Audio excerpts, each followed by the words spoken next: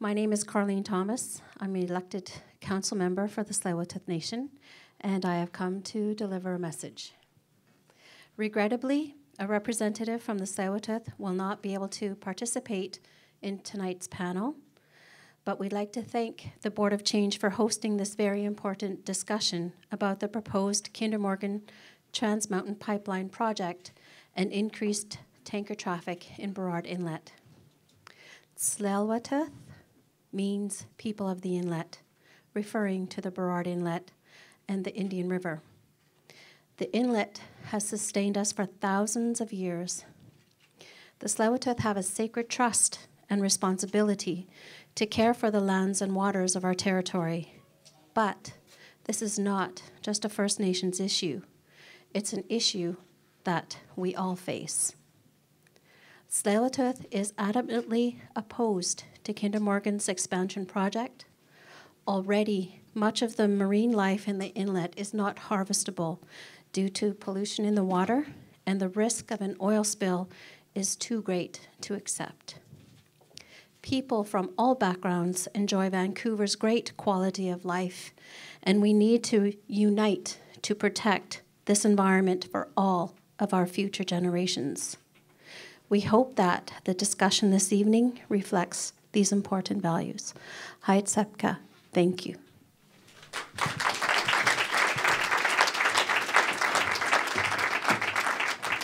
My name is Monica Marcovici. I'm the Executive Director of the Board of Change.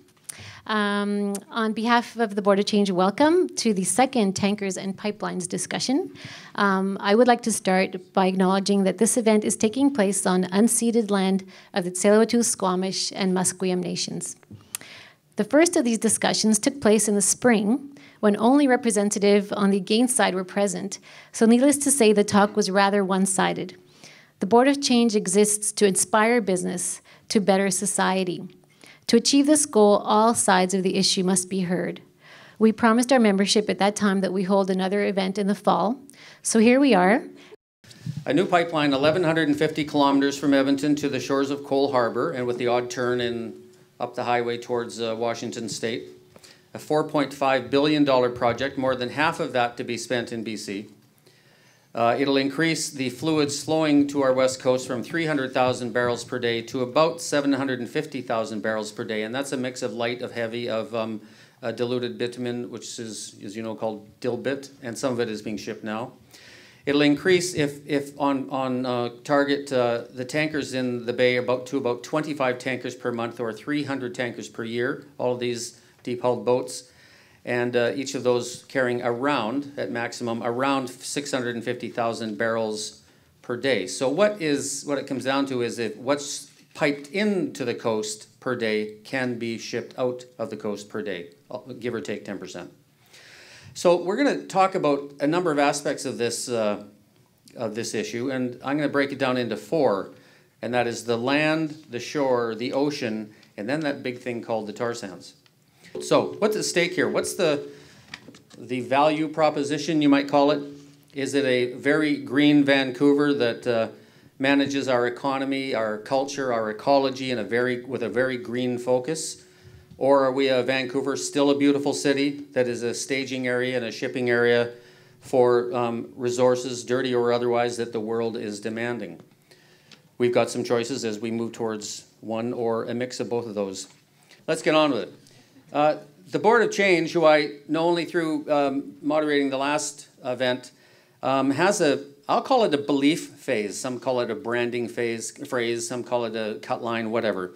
But it says this: the Board of Change, underneath that, make money, period, make meaning.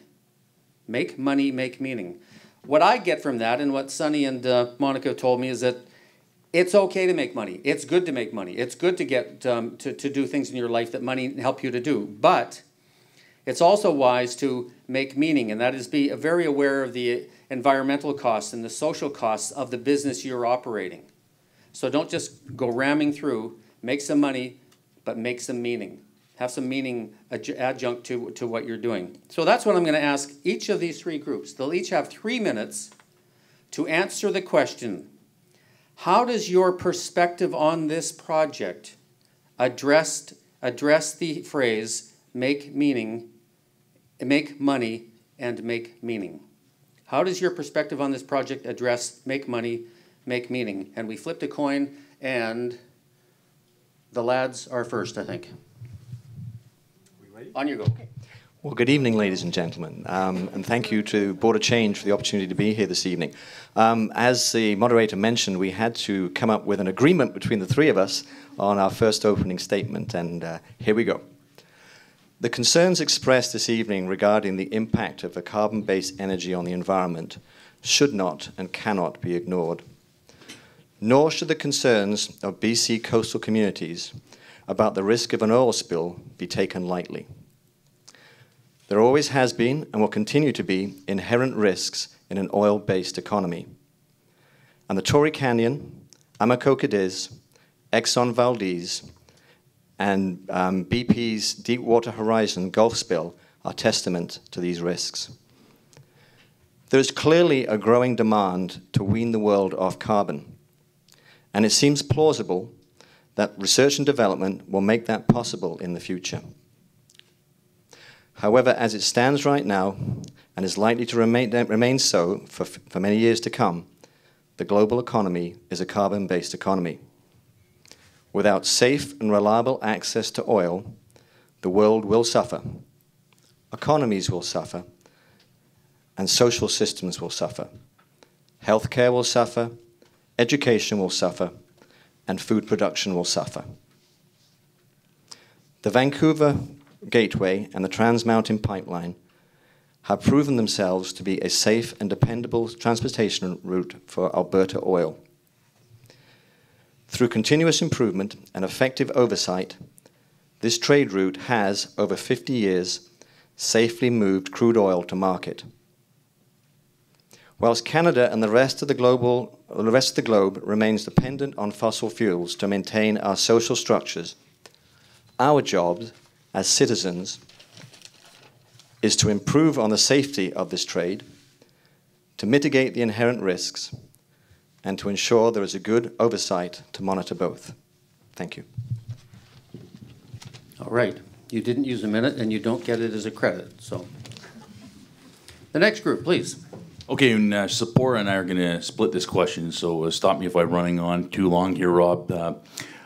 I first of all want to acknowledge the traditional territory, unceded territories of the Coast Salish peoples upon whose territory we're gathered here tonight. And I want to echo the comments of Carleen Thomas, a councillor from Tsleil-Waututh First Nation that we heard from earlier. We talk about meaning, 10,000 years on this coast and a commitment to protecting wild salmon and the culture of a people, and their voice in this matter has real meaning to me.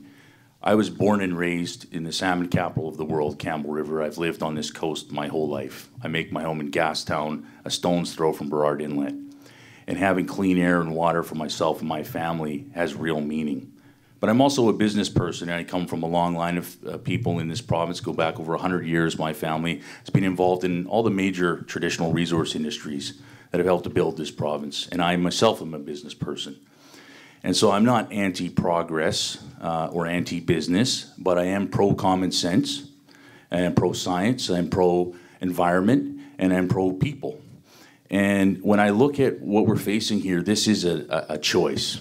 It is a choice between, we are at a fork in the road, between two very different futures for this city and this region. And you're going to hear a lot about tonight about how this is business as usual. Nothing could be further from the truth. We're talking about an increase of 20-fold of tanker traffic through Vancouver from a decade ago, looking forward if this plan goes forward. That's an exponential increase in risk. And what's at stake is a $14 billion tourism economy, which is rooted in our wild salmon and our orca and our clean air and water that we market to the world under the brand of Greenest City and the greatest place on earth. A real estate economy worth billions of dollars that would be absolutely devastated by a catastrophic spill here. And you're going to hear a lot tonight about the fact that over a long enough time, this isn't about risk, this is about a certainty. And the question that needs to be before all of us here is, what kind of a future do we want to face? Thank you. I think when we look at this question, it's really important for us to look at who is making the money. And what we know about these projects is that they will benefit big oil. They will benefit companies like Kinder Morgan. But we're being asked to bear incredible risk and told it's in Canada's interests. But like the Enbridge pipeline, this pipeline is designed to access new markets. The oil companies want to access new markets in order to increase their profits and raise the price of oil. And as former CEO of ICBC economist Robin Allen has noted, building new pipelines will result in higher Canadian oil prices of anywhere from $2 to $13 a barrel.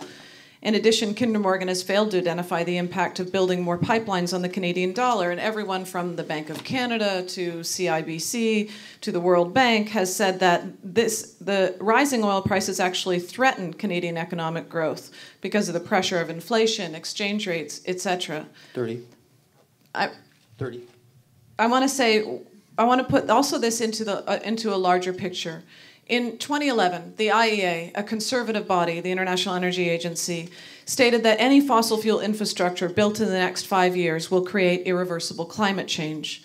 With new infrastructure, the world will lose forever the chance to prevent the 2-degree increase in temperature that is catastrophic for us all. The climate era requires that we have a new look at what is meaningful in the climate era. And I think that the fact is we need to have projects that benefit people and not just polluters. Good, thank you.